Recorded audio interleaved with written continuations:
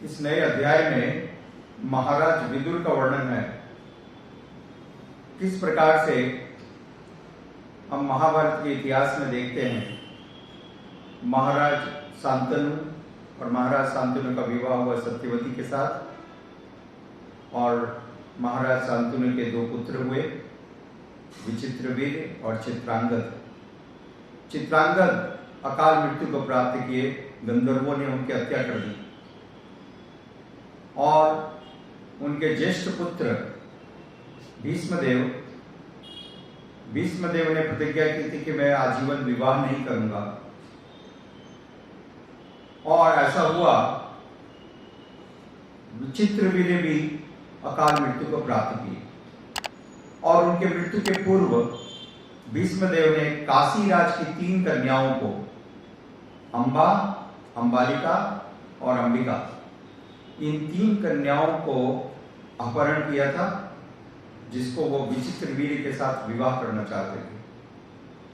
और अंबा ने कहा कि वो साले से प्रेम करती है, तो सत्यवती माता सत्यवती ने अंबा को छोड़ दिया, और फिर अंबिका और अंबालिका का विवाह महाराज विचित्रवीर्य के साथ हुआ। किंतु जब विचित्रवीर्य की मृत्यु हो गई तो अब वंश में आगे चलाने का कोई उपाय नहीं रहा। ऐसी परिस्थिति में माता सत्यवती ने अपने ज्येष्ठ पुत्र वेदव्यास को याद किया, और वेदव्यास प्रकट हुए और उन्होंने वेदव्यास से निवेदन किया कि वो नियोग पद्धति के द्वारा ये 2 बधुएं अंबिका और अंबालिका, उनके गर्भ में संतान स्थापित करें। और माता की आज्ञा प्राप्त करके वेदव्यास जी ने नियोग पद्धति के द्वारा इन दोनों कन्याओं के गर्भ में पुत्र की स्थापना की। तो ऐसा वर्णन आता है कि जब वेदव्यास जी अंबिका के साथ भोग कर रहे थे और उसके गर्भ में संतान को स्थापित कर रहे थे, तो वो बहुत डर गई और उसने अपने आंखें बंद कर ली, और आंखें बंद करने के कारण उसका जो पुत्र हुआ वो अंधा हुआ, वो धृतराष्ट्र था। और अंबालिका भय के मारे पीली पड़ गई, इसलिए उसका जो पुत्र हुआ वो पांडु, वो जन्म से ही पीलिया के रोग का शिकार था। और फिर माता सत्यवती ने उससे बताया कि ईश्वर तुम फिर जाओ और आंखें बंद मत करना, परंतु वो डरी हुई थी, उसने अपनी दासी को भेज दिया, और उस दासी से व्यासदेव जी के द्वारा एक पुत्र हुआ जो विदुर महाराज का है, जो शूद्र के पुत्र थे। और विदुर महाराज के पूर्व जन्म का बहुत सुंदर वृतांत मिलता है, इतिहास मिलता है कि वास्तविक रूप से विदुर महाराज यमराज के अवतार हैं। पूर्व जन्म में वे यमराज थे। फिर यमराज को कैसे इस प्रकार का जीवन प्राप्त हुआ, इसकी भी एक बहुत सुंदर घटना है कि एक बार राजा के कुछ दूत उस राजा के राज्य में मंडूक मुनि तपस्या कर रहे थे, और राजा के सिपाहियों ने कुछ चोरों को पकड़ने के लिए पीछा कर रहे थे, और चोरों का पीछा करते करते उन्होंने देखा कि एक मुनि तपस्या कर रहे हैं, मंडूक मुनि। तो मंडूक मुनि के आश्रम में गए और उन्होंने देखा कि आश्रम में चोरी का पूरा सामान रखा हुआ है, क्योंकि वास्तविक रूप से चोर चोरी का सामान मुनि के आश्रम में रख के भाग गए थे कि यहां पर सेफ रहेगा। परंतु संयोगवश सिपाही उनके कुटिया में ही सर्च करने लगे, खोजने लगे, और उनको सामान प्राप्त हो गया। तो अब सिपाहियों को संदेह हुआ कि यह चोरी मंडूक मुनि के द्वारा हुई है, इनकी देखरेख में की गई है। तो सिपाहियों ने चोरों के साथ मंडूक मुनि को भी बंदी बनाया, और मंडूक मुनि को बंदी बना करके न्यायाधीश के सामने प्रस्तुत किया। और न्यायाधीश ने अपना न्याय सुनाया। न्यायाधीश ने कहा कि ये भी चोरी की यंत्रणा में, योजना में लिप्त हैं, इसलिए इनको सूली पर चढ़ा करके, क्योंकि ये साधु हैं और ऐसा कार्य कर रहे हैं, इसलिए और इनको जघन्य दंड देना चाहिए। तो जघन्य दंड ये है कि इनको सूली पर चढ़ा करके मृत्यु की दंड दिया जाए। तो अब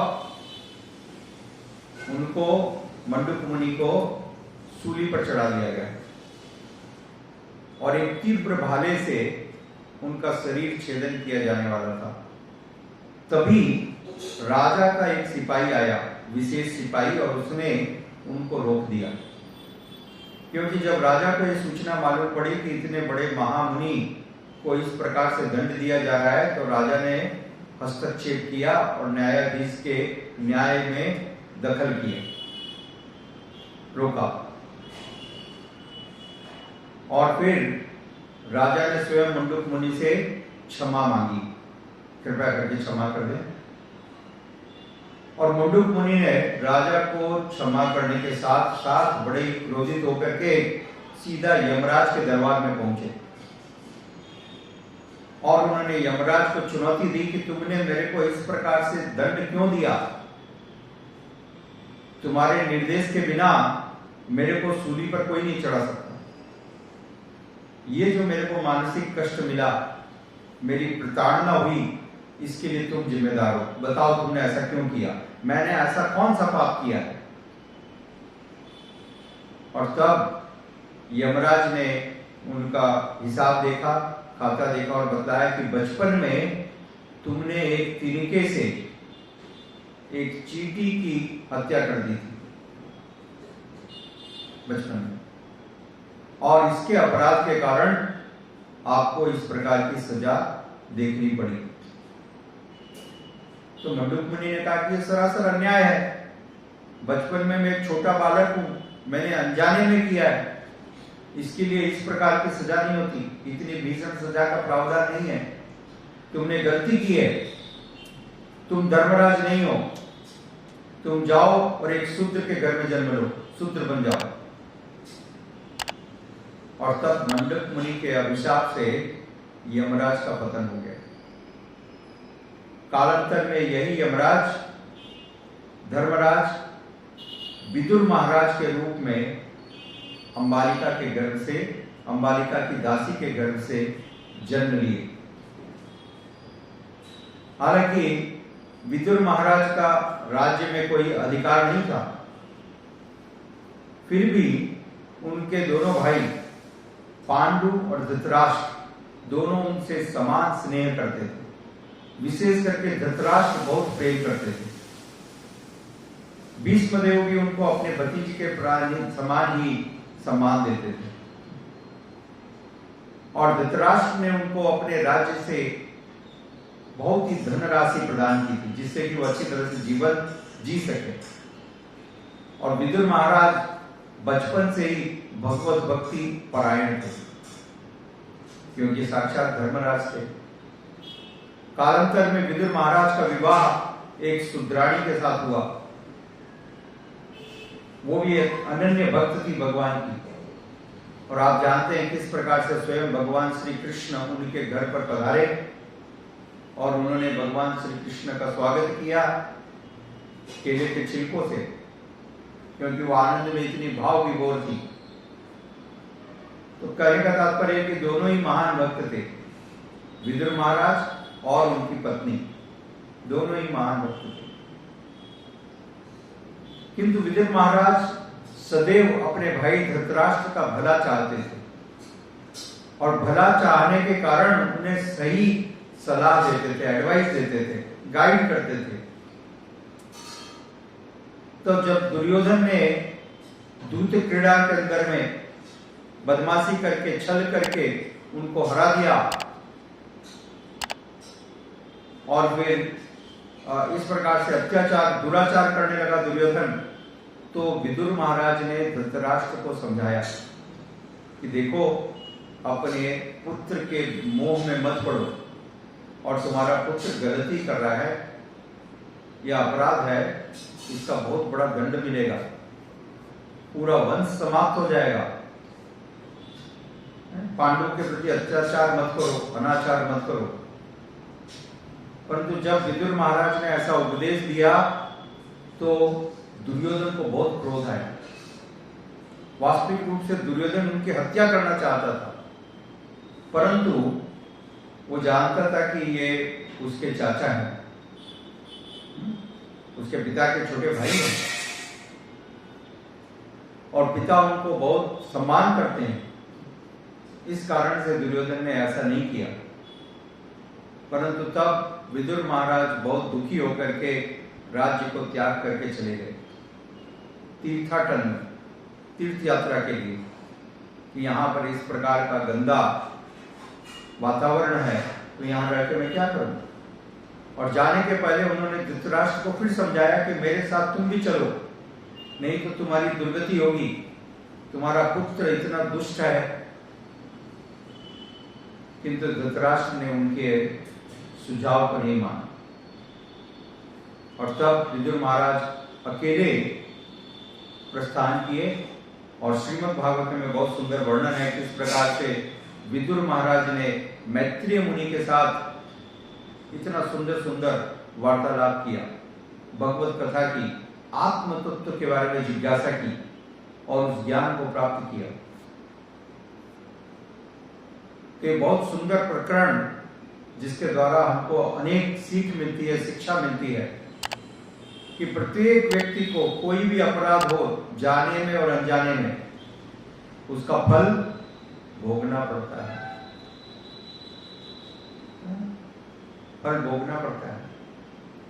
और दूसरा विषय कि वास्तविक रूप से वर्ण का कोई महत्व नहीं है। हालांकि देखा जाए तो विदुर महाराज शूद्र थे, दासी पुत्र थे, परंतु भगवान श्री कृष्ण ने विदुर महाराज के घर में भोग स्वीकार किया।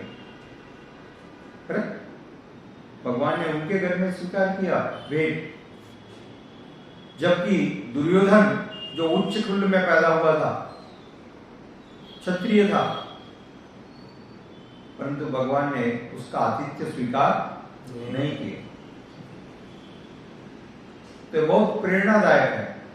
भगवान सिर्फ भक्ति को देखते हैं, भगवान वर्ण को नहीं देखते हैं। ये सारा जो प्रोपेगेंडा है, ये जो जातिवाद के नाम पर भारतवर्ष में वेदों के ऊपर इतना बड़ा लांछन लगाया जाता है, ये निराधार है। ये सब मुगलों और ब्रिटिशों की चाल है। हम बार बार देखते हैं सभी ग्रंथों में, श्रीमद् भागवतम में, महाभारत में, रामायण जी में, कहीं पर ऐसा कोई वर्णन नहीं दिखता है। और इस वर्णन में भी हम देखते हैं कि विदुर महाराज जो एक दासी पुत्र है, उनका सम्मान, उनका आदर प्रत्येक व्यक्ति कर रहा था, क्योंकि उनके गुणों के द्वारा वो सम्माननीय थे। तो किसी भी व्यक्ति का आदर, किसी भी व्यक्ति की पोजीशन देखी जाती है उसके गुणों के द्वारा, उसके जन्म के द्वारा नहीं। जन्म के द्वारा सभी शूद्र हैं। परशुराम जी ने कहा, जन्मना जायते इति शूद्रम संस्कारे द्विजे भवेत्। संस्कारों के द्वारा कोई महान बनता है। तो सिर्फ जन्म के द्वारा कोई महान बनने वाला नहीं है, संस्कार आवश्यक है। तो शास्त्र हमें संस्कार देते हैं, इन संस्कारों को ग्रहण कीजिए। कृष्ण कृपा मूर्ति श्रील ऐसी भक्तिवेदांत स्वामी प्रभुपाद जी ने बताया, सबसे बड़ा संस्कार है हरिनाम संकीर्तन। हरे कृष्णा कृष्णा कृष्णा हरे हरे, हरे राम राम राम हरे हरे। भगवान के दिव्य नामों का कीर्तन करें, भगवान के भक्तों का संग करें, इस प्रकार से जीवन को सार्थक करें। हरे कृष्णा, धन्यवाद।